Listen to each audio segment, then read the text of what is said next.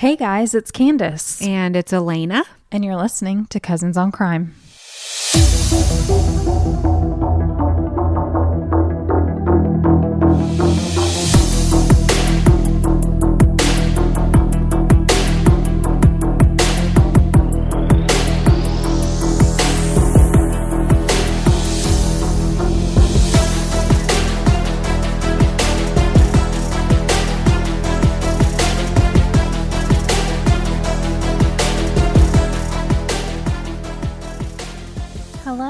Hey, I'm so glad you're here. I'm glad you're here.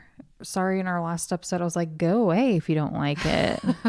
I don't want you to go away. I don't either.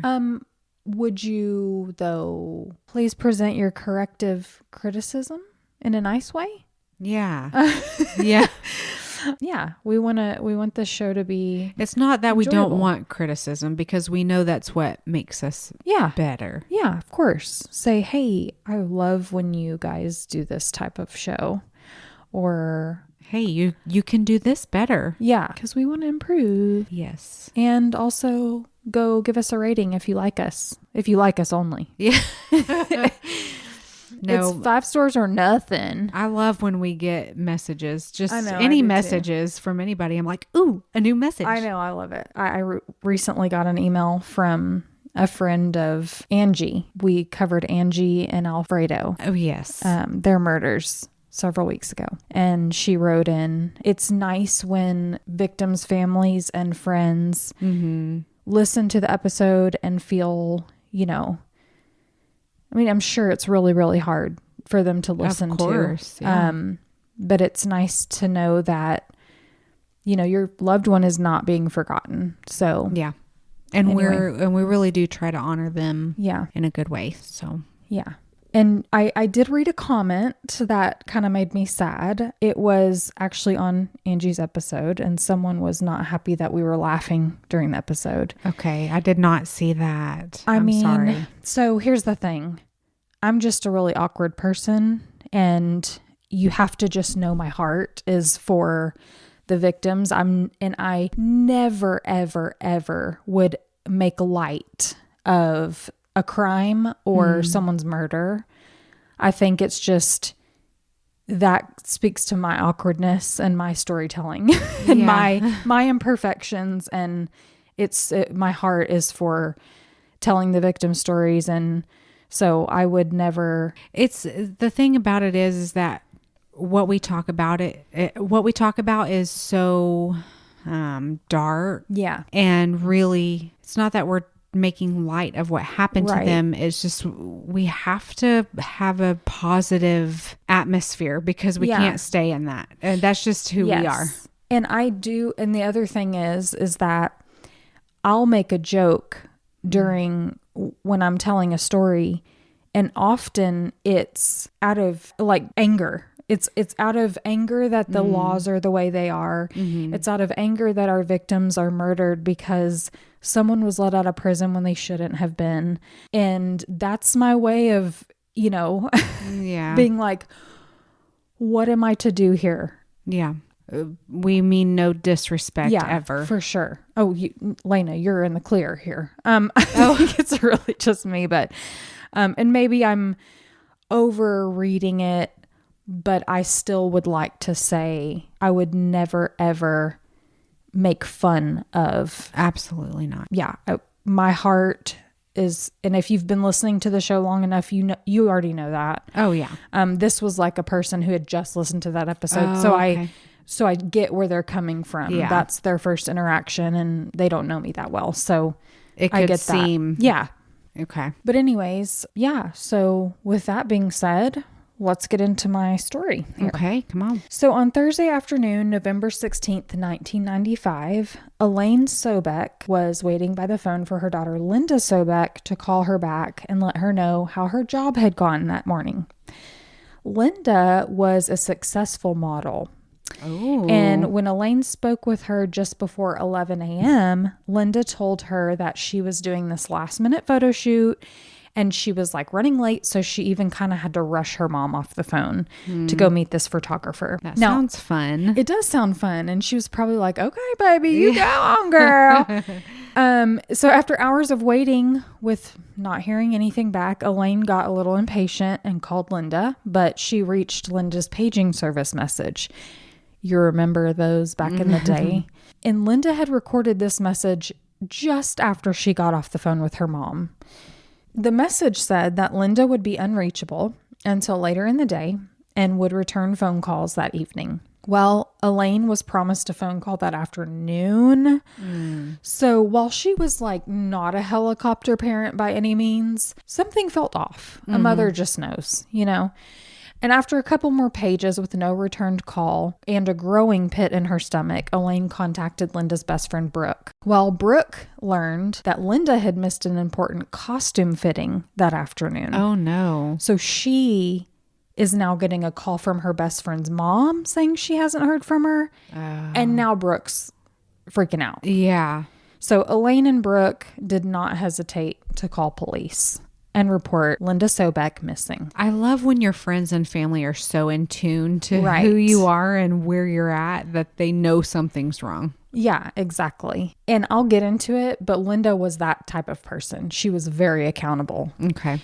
So Linda Elaine Sobek was born July 9th. Oh.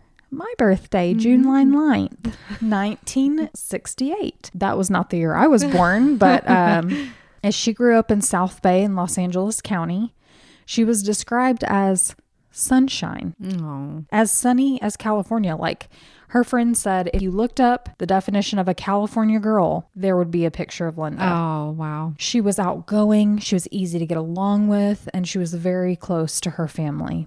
She was very positive. She spoke kindly of others. No one heard her say a bad thing about anybody else. And if she had something negative to say, she would put it in her diary. Oh. If you have nothing nice to say, don't say anything Say at all. it to your diary. Exactly. Write it in your diary. Get it out of your system, girl. But from a very young age, she wanted to be a star. She would say, someday I'm going to make it big. And everyone believed her because she had a charisma that could take her anywhere she wanted to go. Her parents lived just a few miles away from her, and they spoke all the time, sometimes multiple times a day. At 20 years old, she snagged a spot on the cheerleading team of the Los Angeles Raiders, which, if you don't know, is a major football team over here. Go Sports. She didn't light up the room. She lit up the stadium. Oh, wow. And she did that for 5 seasons until she decided to pursue modeling and acting full-time in 1993. That's amazing. Yeah. Due to her growing success, she was booking things right and left. Linda moved in with a few of her friends into a big, beautiful house right off the boardwalk in Hermosa Beach, California. Ooh. What? Yeah. How much did that cost? I'm wondering. These days, I bet that it's doesn't millions. tell you you're doing things. I don't know what I know. She could step out her door and walk right down to the beach. Oh, wow. In a matter of seconds. But she was living everybody's dream. She was 5'4", blonde hair, blue eyes, fit, stunningly beautiful. And her heart just made her even more beautiful. You just thought, how are you even a real person right now? Well, it's interesting that you say she's 5'4" and a model. Yeah. Like that. You don't hear about that. So here's the thing. Her personality was big enough to... Yeah. In my research, I had learned this about her, that she wasn't into high fashion modeling. She did more like bikini stuff. She did car magazines, fitness magazines. Oh. So she was a little more, because she was shorter. She didn't do runway stuff and high fashion, but she did do the other stuff. And there was plenty of work for her. Good. Yeah. She took really good care of her body. She made sure that she was in shape for all those modeling jobs coming her way.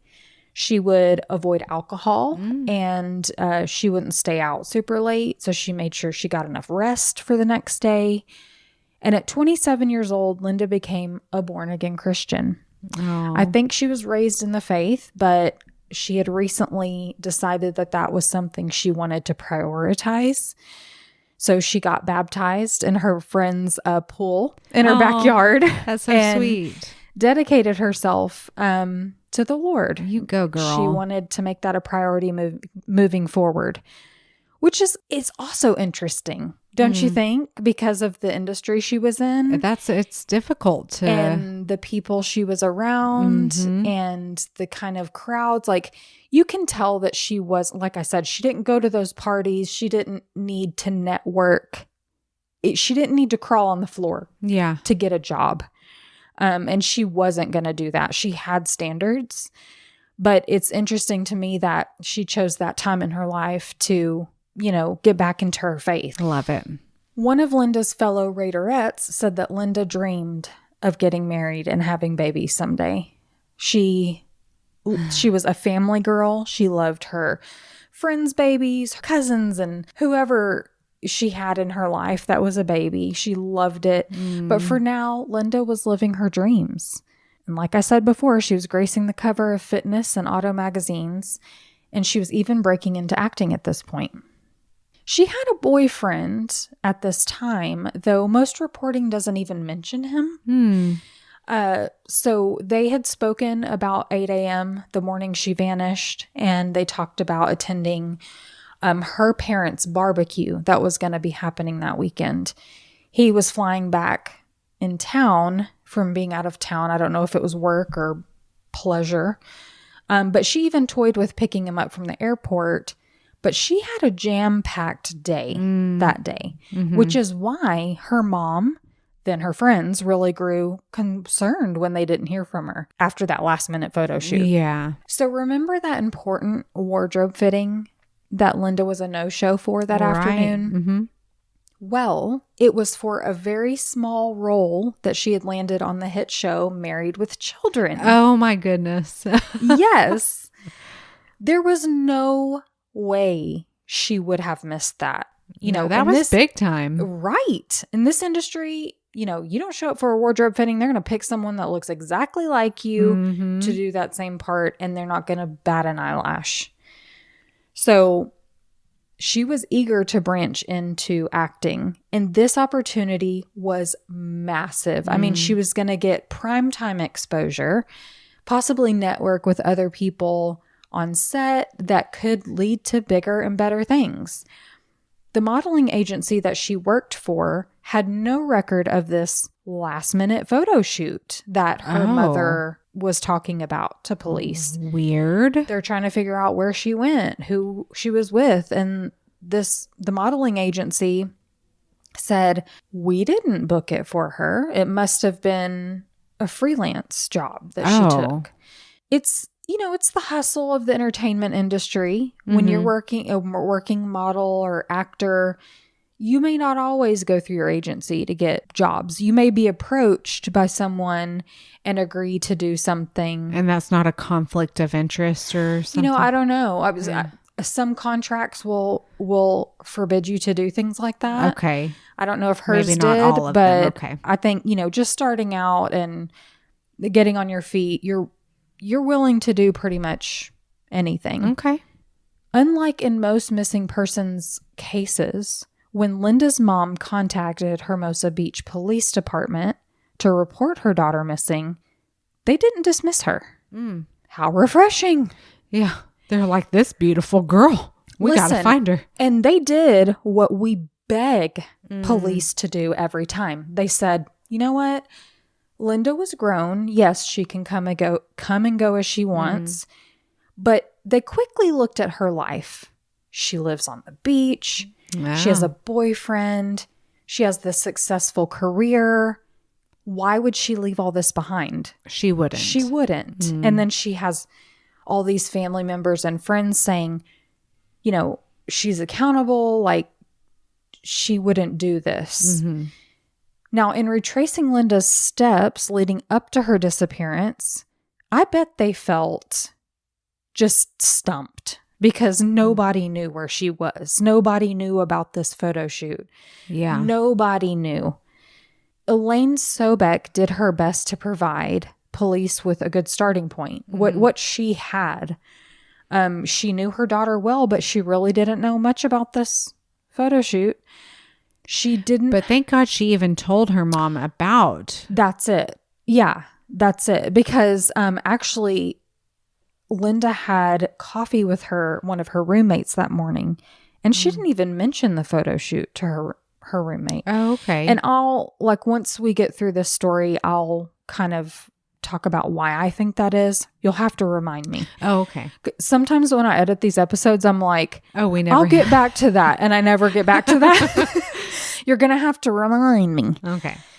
So she didn't have much valuable information to give police. She only knew that she was going to this meeting with some guy named Chuck. Mm-hmm. She didn't know the location of the shoot. She didn't know, what agency he was with. Nothing really useful. Chuck. Could be anybody.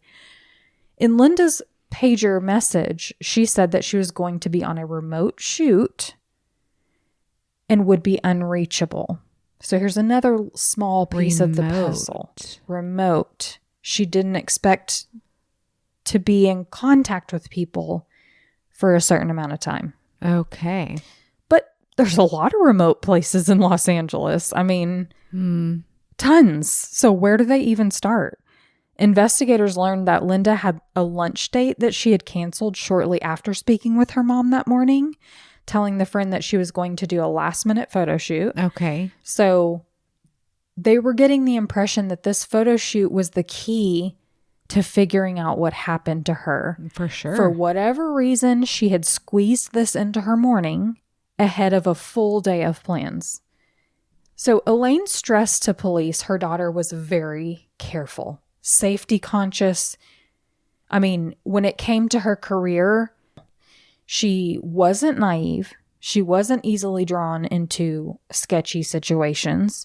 She had been in the business long enough to know, right, how it goes, and that there's a lot of people that say they're photographers. There's a lot of people that say they're agents and they just want to meet with you and do this and that and the other.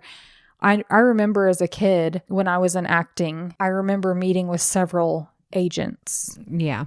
And I remember getting the weirdest feelings at some of these places. Like, yeah. I mean, of course, my parents were there with me, but I just remember thinking, you're an agent? Like, this office doesn't look like an agent's office. Something doesn't feel right. Yeah, it didn't. So anyone can be an agent. It doesn't mean you go with them. The tight-knit group of models in the area kept in touch, and there were photographers and other industry professionals that would get blacklisted.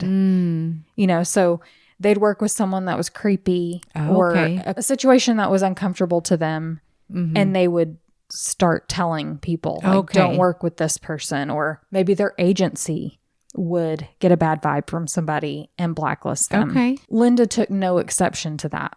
I mean, if she took a freelance job, she would only consider jobs with people that were reputable, people that she'd maybe heard of before. And she often provided locations and the names of the people she was with to her roommates or friends.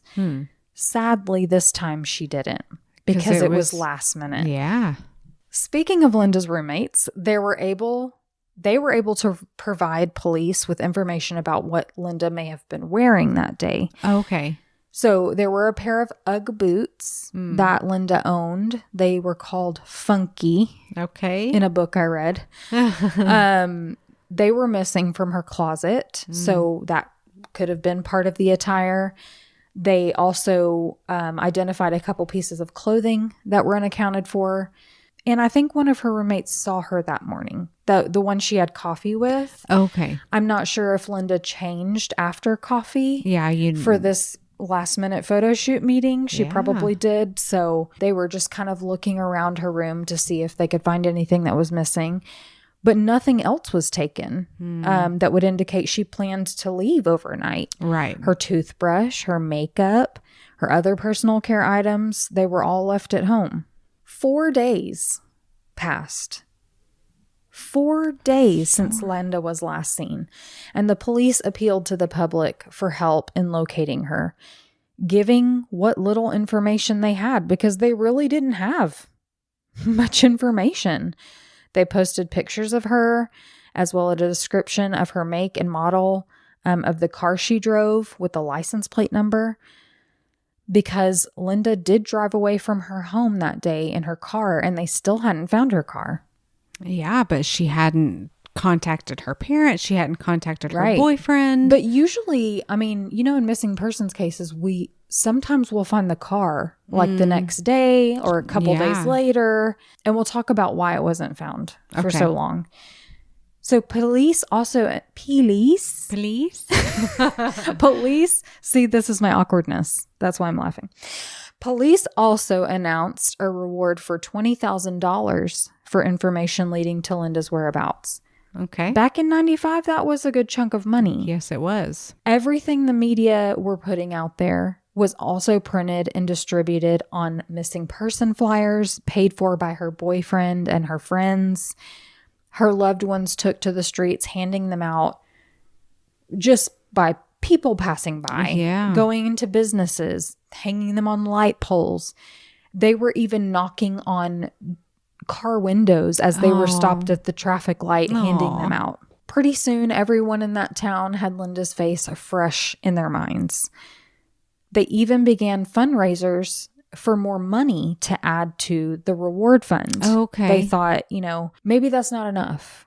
Maybe we need more. Right. So they started getting pledges from people and businesses to add to the pot. One of Linda's roommate's boyfriends stepped up, printing off 53,000 flyers. Holy moly. So he worked for a real estate agency. Okay. And so he printed off listings and sent them out to clients or, people in the area. Yeah. So he printed out all these flyers and included them in these listing pamphlets that he's sending out. Bless his heart. Right.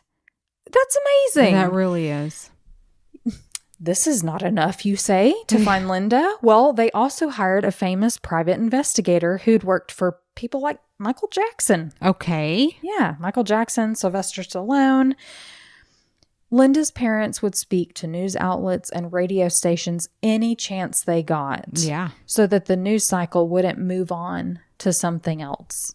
And in much of my research, the police that were interviewed said that this was, it was shortly after the O.J. Simpson trial, and Linda's coverage was everywhere. Like, they were really surprised at how much coverage she was getting. They just talked about her every day. Were the squeaky wheel. That's it. There were so many people that loved her, that wanted to find her, and they were gonna, every single one of them were doing everything that they could. I mean, when you really think about that, each and every person were kicking up dirt. That's amazing. It is amazing. Linda's parents' home became a gathering place for updates and uncomfortable discussions about what might have happened to her. Right.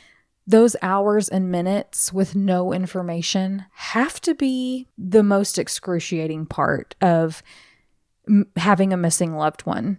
I know, Savannah Guthrie and her family are going through that right now.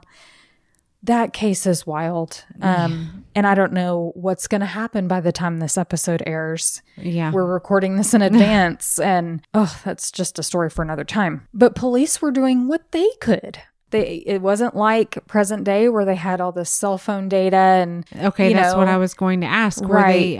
There was no CCTV that I saw in any of my research. And so they're really, antiquated in this sense. So like the phone numbers coming through the pager, there's like not a system that they could go to. I didn't see anything about that. And now that I'm thinking about it, and now that you asked that question, when we cover these cases where there's pagers involved, I never hear about phone records. Pager data. Yeah. Pager data. It's always cell phone. Well, she didn't have a cell phone. Was it ever stored anywhere? I mean, I don't remember, because I had a pager, which I had no business having a pager. I only knew you. Hey, but we would send those codes to each other. Boob. I only knew you and my parents, but I had a pager and like, I don't know, was there a cell phone bill was there a bill that came through that said all the people that... It had to. Yeah, I'm surely. Anyway, we're getting off in the weeds. But the police had really been working this case since day one, since that first phone call with her mother, and they were running down hundreds of leads a day. Wow. Hundreds of leads a day. Man. Authorities had a huge breakthrough, though, when a man called them shortly after their press conference to tell them he'd found some discarded photos of Linda a couple days before. So this was just 2 days after Linda went missing. Okay. And he's just now? Well, he didn't know. He's just now seeing her picture on the... Yeah, he didn't know her. So a man doing community service was emptying trash cans near the Angeles National Forest when he came across a beautiful trash can. Oh. Beautiful in that he looked inside and saw pictures of Linda. Okay. And he was like, wow, why would someone throw these away? Yeah. And I don't think he was being creepy. Okay. I think just right at the top, he sees this beautiful blonde woman. Yeah. He's never seen her before. And these photos were professional. Okay. They were like, you know, some of them were 8x10. They were obviously professionally taken. Developed. Okay. And she was in swimsuits. She was next to cars. And so he took them because he's like, well, I can't believe someone would have thrown these away. And he gave them to the National Park Service worker that was there. I'm assuming that this guy was just doing community service. Okay. And he said to this other guy, here, somebody may have lost somebody these. Needs to take these because they're just too beautiful. So this National Park Service worker was like, wow, those are nice pictures. So he put them in his backpack, and really, he didn't think any more about them. He forgot they were in there until he sees this woman's photo on TV. Yeah. And he's like, oh my gosh. So he called police immediately to report these. And he turned him over to police. Now, detectives knew it was a long shot, but they thought, I wonder if there's anything else in those bins. Yeah, let's go look. So they rushed over to the Angeles National Forest dumpsters to find that they were still full. Oh. Those dumpsters had not been emptied since the day the community service guy was there emptying the trash cans. Okay. Thank God. They could not believe it. Yeah. So police started gathering bags and bags and bags of stinky, disgusting trash. It's not a glamorous job. Oh, do you remember when I lost my retainer on Nacho Day and I had to dig through, like at camp? Yes. I had to dig through the trash. Yeah. I'm feeling triggered, man. But they were looking for treasure. They were looking for Linda, and that was what motivated them. They spent hours and hours and hours up to their elbows in garbage before they found it. Linda's date book. What? Yeah. They were hopeful to find something written inside with a location or maybe a phone number of who she was meeting that day. But there was nothing but other appointments and some photographs with her and her family. Oh my goodness. Yeah. They felt pretty disappointed. But the important thing was that they could confirm that Linda's stuff was discarded there for whatever reason. And now they have an area to start looking. Yeah, because could her body be here? Right. So the Angeles National Forest is about 1,000 square miles of vast desert, sand, brush, peaks, valleys. Oh, man. Snakes, I'm sure. It's not for me. I can't believe you even said that word. Oh, I feel like I need a shower now. It was not going to be easy to search this place. So they knew they needed to get to work right away. Mm-hmm. Police units got out there with canine units and helicopters. Her friends and family were like, okay, we'll go search too. Yeah. So they start walking around. And they actually found some more of Linda's stuff. just thrown out there. Oh. They found a curling iron. They found a couple documents that had her name on them. Oh my gosh. Clearly stuff that was hers that was just thrown out there. Okay, so we're getting somewhere. So they are getting somewhere. They didn't find her or any sign of her. Okay. So they were like, let's turn our attention back to the trash, because they did have a lot to go through. Yeah. They had found Linda's date book, and they were like, well, let's just keep looking. Maybe there's something in something. This time they hit gold. Oh. One of the detectives found an owner's manual for a vehicle. And because he's freaking genius, he's like, well, I'm going to open it. I know it's a manual, but like, you know how people fold things and put them in their owner's manual in their dashboard? Okay. So he opens it and he finds this folded up lease agreement for a Lexus SUV, and there was a name on it. Oh. Charles Rathbun. Oh, did he go by Chuck? Maybe. Maybe he did. So they didn't just have this guy's name, though. It had his address. It had his phone number. Well. It had his driver's license. The only thing it didn't have was his favorite color on it. Oh. So there was even a date on the lease agreement indicating that he picked up that vehicle on November 16th, the day Linda went missing. What? Authorities were like, well, should we call him? Should we go by the house? Like, we have all his information. Like, which... Go by the house. Yeah, don't call him. What should we do here? Yeah. They start looking into this guy. Charles Rathbun was a legit photographer. Oh. He had photos in major automotive magazines. He had worked with everyone who's anyone in the industry. So they called him up and asked him if he had had contact with a woman named Linda Sobek. And he said, well, yeah, I actually saw her Thursday, which was the day she went missing. He told police that he met Linda in a Denny's parking lot and that she sat in the passenger seat while he looked through her portfolio. Okay.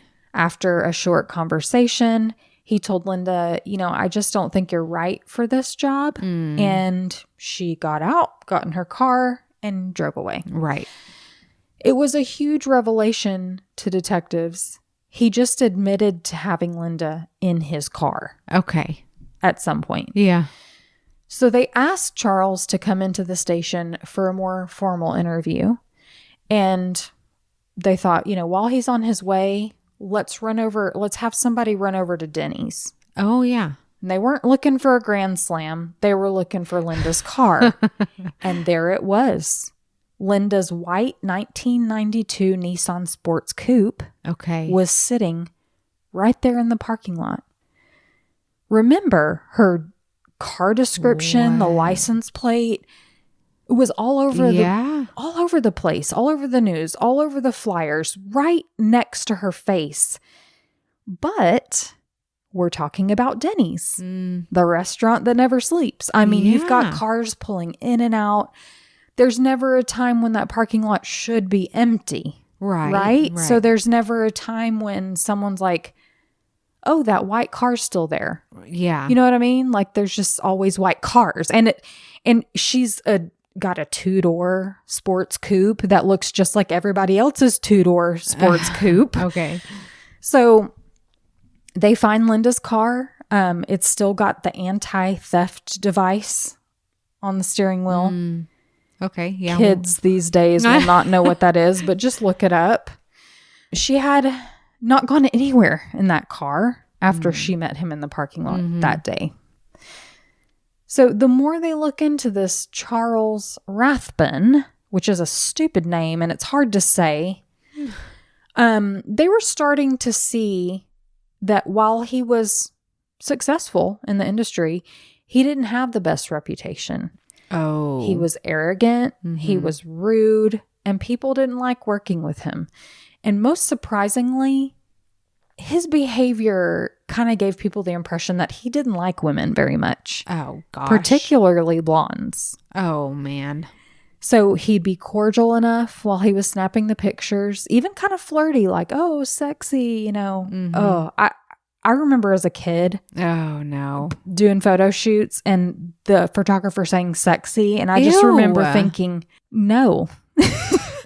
But anyways, when you're an adult and they're saying sexy, you know, move your hair, do this, do that. When he would stop photographing them and go give them notes like, hey, this time turn a little bit this way, do this or that. Okay.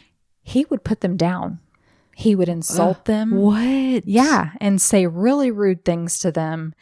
And he was slowly making his way onto that blacklist I was talking about earlier, because agencies were starting to get disgruntled. You know, their talent was starting to be like, I don't like that guy. And so they're starting to hear this too. People were just getting sick of his crap. Even worse, and probably the most striking thing that convinced police that Charles had something to do with Linda's disappearance, was that he had a prior arrest for raping a coworker in Ohio. Oh my gosh. Here's how that went. It's one sentence. He claimed it was consensual and he was acquitted of the crime. Lovely. Yeah. And here we are. Here we are. Yeah. So police prepared a warrant to search Charles' home and SUV that he had rented for that photo shoot. Mm-hmm. And, you know, while they're waiting for him to come to the station, because he still has not come in, they're like, we're going to go park outside his house. Okay. Because they're like, we just don't want him to make a run for it or anything. Because he hadn't come in. Right. Why hadn't he come in? It's not coming in. It's been a while, and he said he was on his way, and he's not there. So while they're staked outside his house, officers see a couple people come over. One ended up being Charles's attorney. Oh. And the other ended up being a friend who just so happened to be a sheriff's deputy. Oh. It seemed like no time had passed before a woman came running out of Charles' front door, bleeding. What? She ran straight to the police and told them that Charles was freaking out, waving his gun, and threatening to shoot himself when the gun went off and grazed her in the arm. Thank God it was just a graze and she wasn't actually, you know, significantly wounded. But it was at that point that they went and ordered Charles and the other person who they learned was his attorney out of the home at gunpoint. Whoa. And they took Charles into custody to the station. You know, for that appointment that the standing appointment he had. Now they finally got his booty in that hot seat. And it's time for him to cut the crap and cut to the chase. Yeah. He told police that, okay, I rented this SUV simply to take photos of it for the car magazine gig that he had. And then he said he returned it the next day. He further tried to distance himself from Linda by telling detectives, when they asked, you know, when's the last time you've been to Angeles National Forest? And he said, it's been weeks. Okay, so sure. This is weeks before she went missing. They just plain didn't believe him. I mean, he was then how did he not convincing. Yeah. His lies were not convincing. So they presented him with some of the findings. They said, look, we found Linda's car. It's been in that parking lot for days. She left. Didn't leave in that car. Right. So did she ride with you? And I love the little seemingly innocuous tactics in questioning. Asking, you know, did she get a ride, quote unquote? Did she get a ride with you? Is such a soft approach to getting someone to admit that they had someone in their car. You know, like Charles is like, oh yeah, she got a ride with me. And to him, in his mind, it sounds good and innocent. Innocent, right. And police are like, okay, she's in your car now. Yeah. Like, I've got her in your car. I just love it. Anyways, I digress. So he did actually say, okay, look, I did hire her for that photo shoot. You know, we went out to the desert to have her, I was going to have her pose with the car. And he said, I was just nervous that, you know, she's not been found, and that's why I lied. Okay. That's why I said we parted ways. But he said, look, we drove out to the national forest. We set everything up for the photo shoot, and he wanted to take photos of Linda driving the car. So he says, I wanted her to do circles, kick up some dirt, like action shots. Okay. And so he's explaining this to her. She's kind of going, huh? And he's like, let me just show you. Oh. So he gets in the car and he starts driving around in circles. At some point, he fishtails, like the back end of the car just goes wild and it spins out and hits Linda. Oh, He hit her with the car on accident. Oh, no. And she died. Okay. He knew there was no saving her. Like there was nothing that could be done. So he said, I just buried her out there. Okay. Authorities had been through this before. They knew the odds at this point of finding Linda alive were not in their favor. But Charles's story going from she drove away from Denny's to actually I took her out in the desert, I accidentally hit her with my car and buried her. Yeah, that escalated a little quickly. Lord. Yes, it did. So it should come as no surprise that police didn't believe this version of events either. Yeah, I didn't either. The important thing, though, was that now they did believe that Linda was no longer alive and that this missing persons case just turned into a homicide investigation and recovery. Charles agreed to take police to where he buried Linda. But that night in prison, he slit his wrists. Shut up. He ended up writing all over the wall in his blood that he didn't mean to hurt anybody. Oh my gosh. It was a clear suicide attempt. They took him to the hospital. He was fine. They wrapped his little bandages around his wrists. And one of the detectives went to the hospital and started questioning him because that's what you do. I mean, you go by someone's bedside and you go, so tell me more. What's with this suicide attempt? Like feeling guilty about something? He said, are you still going to take us to her body? You were planning to kill yourself just then? Yeah. You're alive now. Can you just take us? Yeah. Can you take us to her body? As we agreed upon. So the next day, Charles accompanied the police into the desert and they searched for hours for Linda until they finally came to this big rock. And he said, I believe that's where she's buried. So he couldn't, that's a big area to remember where you. Right. And you know what? I think about this often too. When someone has buried someone out in the middle of nowhere and they're like, okay, I turned by this tree and they remember. Yeah. But I did read one report that Charles had taken them out before this and it was a goose chase and it was unfruitful. And they felt like he was just playing around. Right. But this time when they turned the rock over, they could see a knee sticking out of the dirt. Oh. And they believed they had found her. It was the most beautiful knee they had ever seen. Linda. A crime scene unit was searching the surrounding areas and found tire impressions that matched the treads from the Lexus SUV that Charles had rented. Forensics techs were carefully unearthing Linda's body, almost speck of dirt, one at a time, trying not to disturb anything. And though it had been 8 days since Linda was killed, it was November. The national park was at a higher altitude, so her body was actually pretty well preserved. Oh, okay. So right away they could tell she hadn't been hit by a car. It doesn't match, sir. No. Chug. Not that they believed that story anyways, but Linda had clearly been beaten.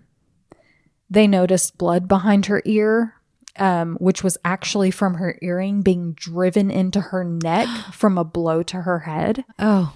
She had bruises all over, which kind of makes you think like dead people don't bruise. So she must have been alive for a while after her beating. Oh. Which is heartbreaking. Just heartbreaking to think. She had rope burns on her ankles. And oddly, her body was really clean. You have to think she spent hours out there in the desert with this guy after being advanced on by this sick freak. You know, she fought him off. You know, she ran in the dirt. And so the female medical examiner believed that she had been washed and redressed. Okay. So Linda was wearing this top that had a zipper on it. And the zipper was zipped all the way up to her neck. And she didn't wear it like that. Well, the female medical examiner said, we don't wear our tops like that, especially someone like Linda, who's a model. She's fit and beautiful. Like, she's going to pull that down a little bit. Yeah. Not in a sexual way, but and that's not even comfortable. No woman wears their thing, their thing zipped all the way up to the top. So that was an interesting observation. And Linda's autopsy did reveal that her cause of death was asphyxiation by strangulation. And they discovered something else. She had been sodomized. No. With some object. What? Yes. Oh my gosh. Now, Charles, he doubled down on her death being accidental. He said that she was drinking. He hit her with the car and she just died. Like, he also said the sodomy was consensual. Oh, of course. Just like the previous woman. Exactly. Oh my gosh. Don't flatter yourself, sir. He's like, well, I can prove it. I've got pictures that I took of Linda posing really provocatively, willingly participating in our sexual encounter the day she died. Disgusting. He draws this treasure map for his brother, to go get these rolls of film that he had stashed out in the desert. Why? I don't know. Okay. So his brother and his brother's girlfriend, they drive out there, follow his little treasure map of sorts, and they find 5 rolls of film that were out in the elements. Surprisingly, only one of those rolls of film was damaged. Oh. 4 of the rolls were seemingly fine at a glance. Linda was posing in a couple different outfits in the desert hills. And then they started noticing that in some of the photos, her clothes were a bit rough. She had stockings on in one and they were a bit snagged. And it was raising questions as to, was she willingly posing for these photos? And some of them it looked fine. Some of them they were questioning. Now, that last roll of film was damaged and double exposed. It was like waterlogged. So it showed snippets of female genitalia. Oh my God. It showed hands and a dashboard. It didn't make sense. You could tell there were overlapping photos, like I said.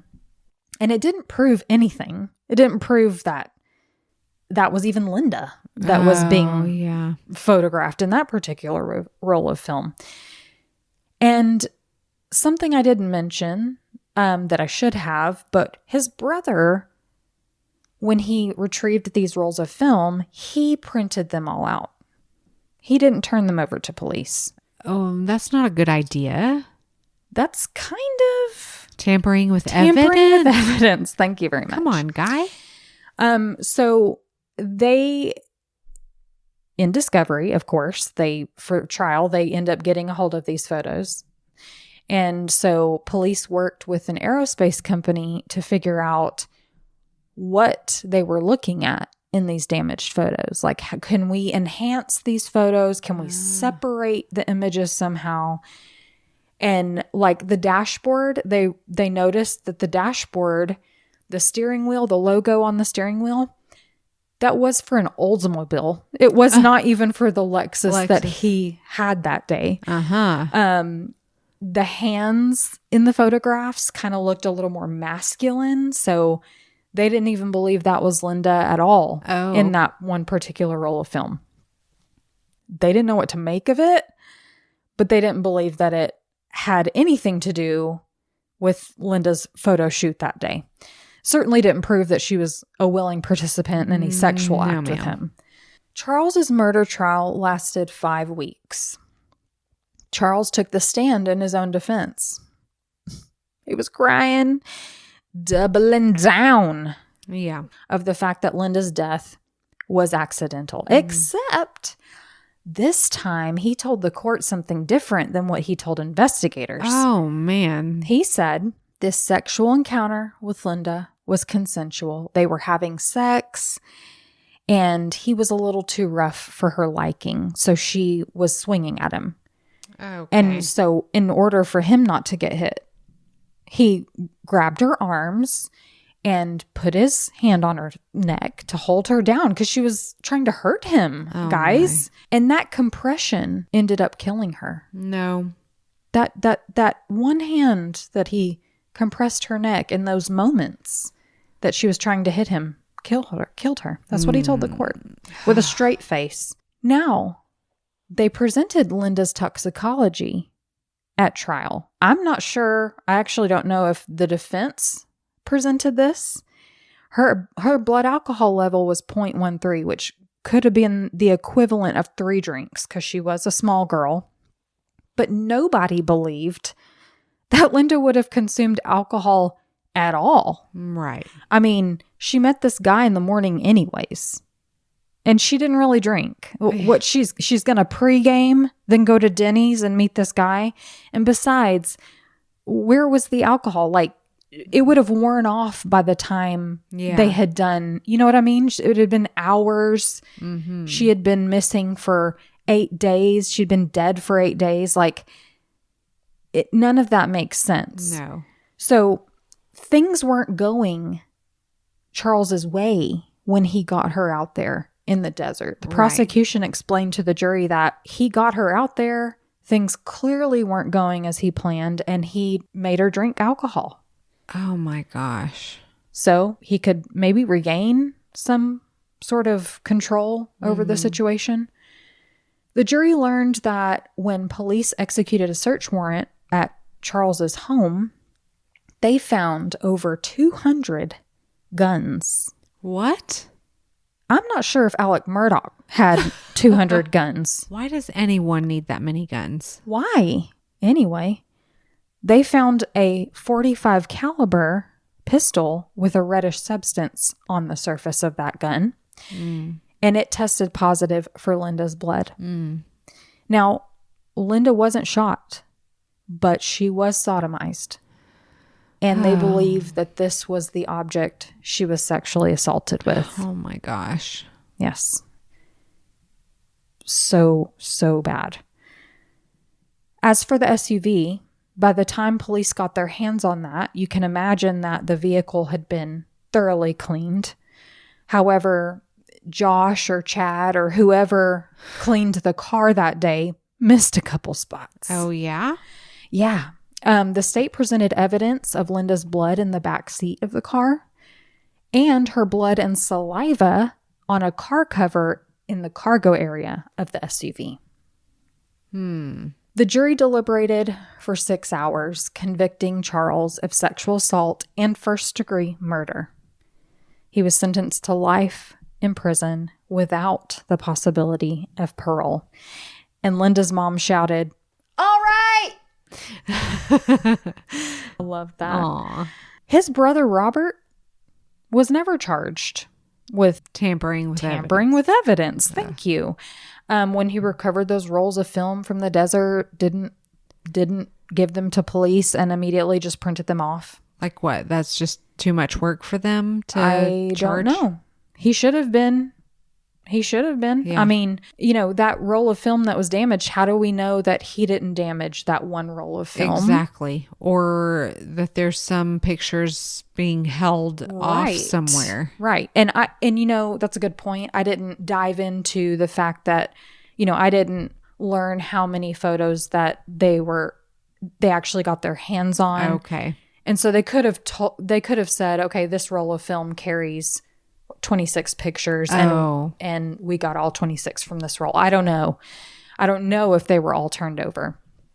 But that is tampering with evidence. For sure. By definition. He should have got slapped with something. Now, I think in the general population, they'll hear stories about women being in vulnerable positions, stories like Linda's, that she ended up murdered. And they might say, well, she shouldn't have gone off with a stranger.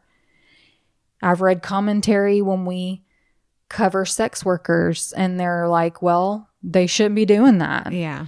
You shouldn't have been wearing that. Yeah, I shouldn't have been wearing that. I think for working models and actors, you take the jobs that you can get until you reach that level of success where you have the luxury of choosing your own projects. Linda was stacking jobs. She was getting plenty of jobs.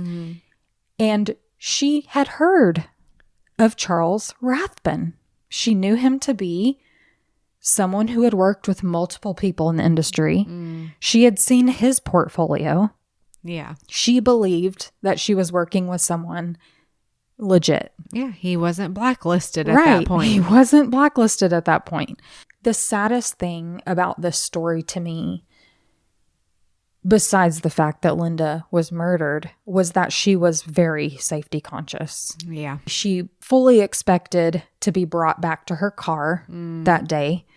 She had probably done things like this many times. Freelance jobs where, they went to a separate location. But I bet it's highly likely that once he got her out there, she was like, this is not right. Yeah. I think once she saw how far afield they were going, she knew she made a mistake, that this was not right. And, the police at the trial, prosecution at the trial, painted this picture for the jury that he gets her out there, he takes her photos, something goes wrong, and he beats her up and kills her. But her blood was in the car. Her blood was in the back seat. Her blood was in the cargo area. Oh, and I would just say maybe that was transfer, but her saliva was also found in the cargo area. So it makes me feel like at some point, maybe she got in the car to get away from him, or somehow she ends up in the car bleeding. So did that happen on the way there? Was she transported out there? Right. Yeah. Was she transported against her will? Yeah. That's a question we should be asking. Maybe she didn't agree to go with him out there. Maybe she said, I'll follow you. And he just starts driving. Yeah. And it's like, wait, take me back to my car. I'll follow you there. Like, yeah. And those photos of her that he took, they are haunting to look at because you're like, at this point, does she know she's in danger? Right. And she's just going along with this to get it over with. To make him happy, to not upset him. Like we talked about in our last week's episode, is she just trying to appease this person even though she's not comfortable with what's going on? She's like, if I could just get through this. I'll just take these pictures. I'll never do this again. Yeah. And then. Oh my gosh. Yeah. It's really sad. And in some of the reporting I read that somehow Linda's demise was brought on by herself. Ew. And yes, it was a mistake. Yes, she made a choice that costs. We all are as careful as we can be. Yeah. We can't control other people's actions. In hindsight, you can say you should have took a friend with you, or told somebody, or I remembered Betty, her roommate. Oh, the one she didn't mention this to at coffee that morning. Okay. So she mentioned that she had a 40s calendar shoot. It was like a 1940s themed calendar shoot that day. She mentioned of course, the costume fitting for Married with Children. Mm-hmm. She didn't mention this photo shoot. What I think was that Linda got called for this meeting. She hadn't agreed to the photo shoot yet. Okay. And she was just going to meet this guy and like maybe meet him and squeeze it in. Okay. That's why, when she was on the phone with her mom, she had to go right away. I think she maybe wasn't planning the whole time to go do out this. to the desert. Because if she would have said yes to that, that's a whole afternoon's worth of time. It's hours. And she had that fitting. She had a whole another shoot that day. I mean, I'm not saying that she wouldn't have like booked a solid day like that, because maybe she was a hustler like that. But it doesn't seem. It seems like maybe he was like, well, let's do a trial, or, I just want to, maybe we could take a couple. He could have said just about anything. Yeah. To get her out of that parking lot. But how did he get her to drink alcohol? That's just, wow. That's just so. He could have forced her to drink it. Absolutely. And I believe he did. Not one person, and not including including myself. I don't believe that she would have had any alcohol before, during, no, willingly. I mean, she was very professional. She was focused and motivated, and yeah. She didn't let other substances control her. Yeah. She wanted to be in control of herself. Exactly. And she was. So police firmly believe that he made her drink alcohol, that he had taken liquor out there in order to have her loosen up, or say, here, drink this, or whatever. So she'd be more compliant, more complicit. Mm-hmm. But she was not. Yeah. And she rejected his advances. That's and right. He got butthurt. Yeah. Yeah. Yep. So Linda, in the end, she did get the fame. She did get the fame. She did get the recognition. It's just for all the wrong reasons. And she could have been the next Goldie Hawn or the next Michelle Pfeiffer. She had so much potential. Yeah. And this guy, because he's such a loser and he has to hide behind a camera to get girls to hang out with him. Yeah. It's just really sad. And I guess we can piggyback on last week's episode and say, we can be as careful as we can be. Yeah. We can have the weapon on us. We can, but some things are out of our control. Yeah. And like, you step out of your house, you get in your car, you drive down the street. Who knows what you're driving down the street to? Yeah. You can walk out of your car in a Target parking lot and be abducted during the middle of the day. That's happened before. Yeah.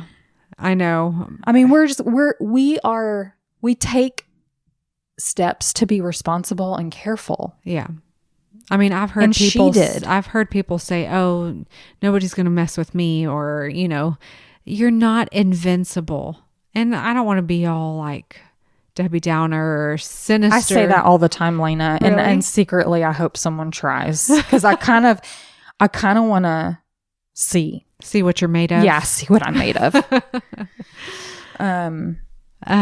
Wow. No, but you said you don't want to be a Debbie Downer, but it is something you have especially as women need to think about. Men are not invincible either. Yeah. I mean, we all have to watch our backs, especially in this evil world. I mean, we live in an evil world. Oh, Lord.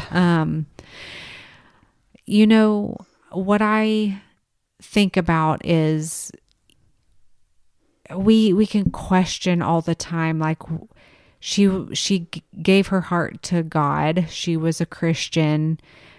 She was baptized. Why would God allow this to happen to her? Mm-hmm. But on the other hand, there was divine intervention with these people being able to find her pictures. Yeah. Like, had that guy not found her pictures, and then the park ranger, and then had someone come along and put a banana peel over the pictures, maybe you wouldn't have seen them. Yeah. And, I heard it put once, A woman who lost her daughter went to church and she asked the priest, like, I am in so much pain. How could a loving God, this God you say that exists, how could he allow this to happen to my daughter? Mm-hmm. And the priest said simply, it doesn't make it true. It doesn't make it right.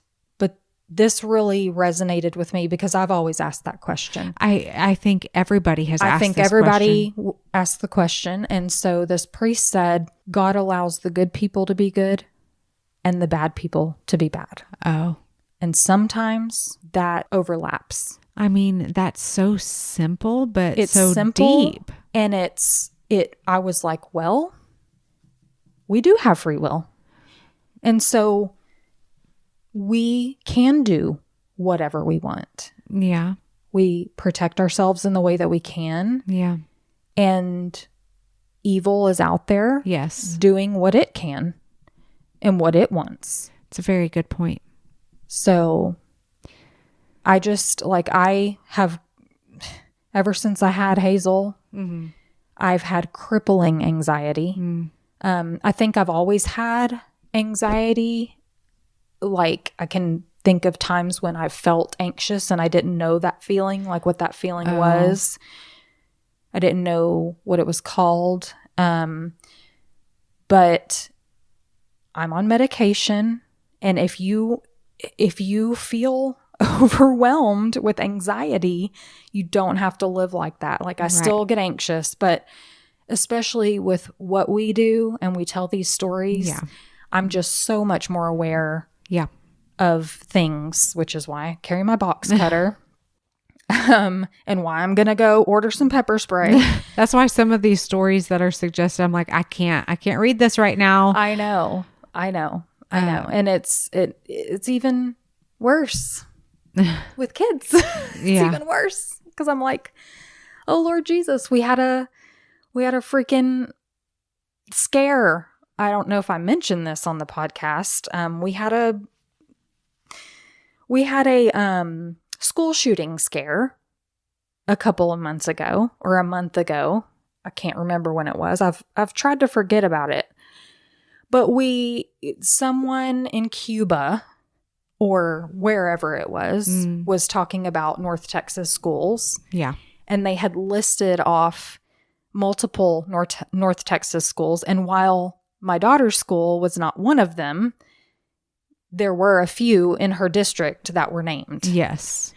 And so I'm like, well, she's not going to school tomorrow because it said, we're going to tear up some kids. We're going to, kill a bunch of people tomorrow. It was awful. Yeah.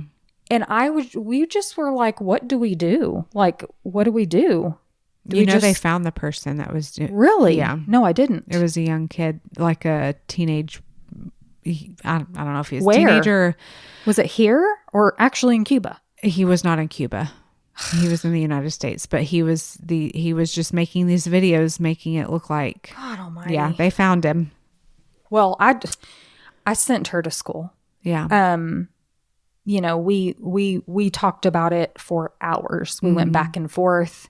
We thought, she's in kindergarten. If she misses a day of school, who cares? Yeah. Like, it's not like she's studying for the SATs right? And trying to get into Yale now. This day is going to determine everything. And then we also thought about the fact that, if we give into this fear now, don't let fear run you. Do we?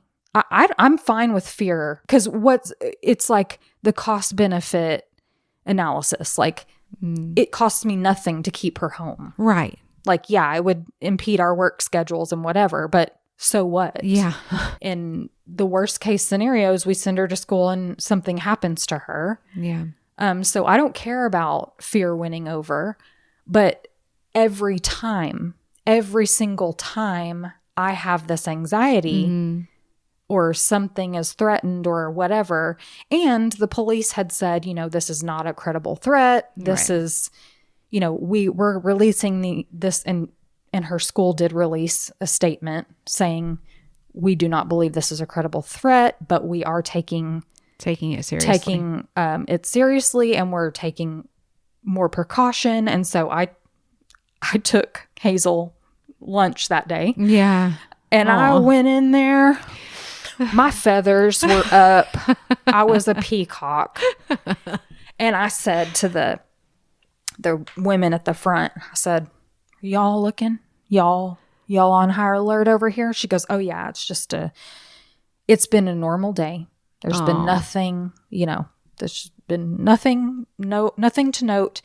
And Hazel's lunch is at like 10:30 in the morning. Oh my goodness. So I was like, nothing's going to happen until later in the day if it does happen. And anyways, I was like, I need to be there. I need to see her. Yeah. I need to get a feel. And I felt peace. I don't know what to say other than I just felt a peace about having her at school that day. But that's why, I know we're way off topic right now, but that's why a lot of parents are going to homeschool here in Texas. And there's a very low attendance in the public schools right now. Well, and you know what, Lena? My simple mind, and probably why I went to private school, when Daniel and I got married and started talking about having kids, and we're like, our kids are going to private school because it's safer. No, it's not safer. No, it's not. Just because there's a cross on the door or a cross outside, there's still doors. Yeah. I mean, we've seen recently private schools being shot up, Yeah. It's, that's the thing. You can be as hyper vigilant as you can. You can try to protect yourself as much as you can. You know what? That's why I pray every day. I pray over myself. I pray over my family that God will just send his angels a hedge of protection. And he does. He protects us. So, and I think all of that to say that Linda did not bring this on herself. No. She did everything that she could to keep herself safe. Something went wrong.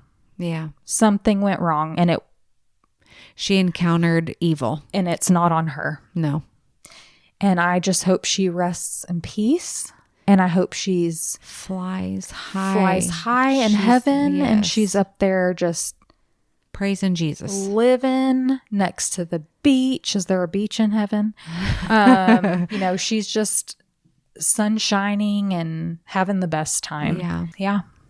That's all I got for you. Oh, well, thank you for telling us of Little Miss Sunshine. Yes. Well, that was great. Let's do it again sometime. Let's do it. Bye, guys. Bye, y'all. Thank you for listening to Cousins on Crime.